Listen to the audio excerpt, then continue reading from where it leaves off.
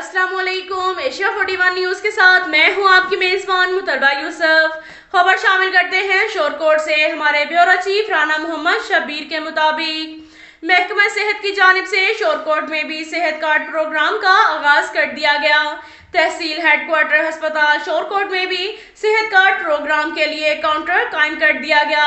इस मौका पर MSTHQ अस्पताल डॉक्टर नवीद सख्तर ने सहाफियों से गुफ्तगू करते हुए कहा कि सेहत कार्ड से सरकारी और प्राइवेट अस्पतालों में भी इलाज करवाया जा सकेगा। सेहत कार्ड से हर खानदान के अफराद को 10 लाख रुपए तक का इलाज करवा सकेंगे, जिससे अवाम को इलाज मुआवजे में आसानी होगी। अब तक के लिए इतना ही काफ़ी है। मिलते हैं अगले बुलेटिन में, हमारे साथ रहिएगा।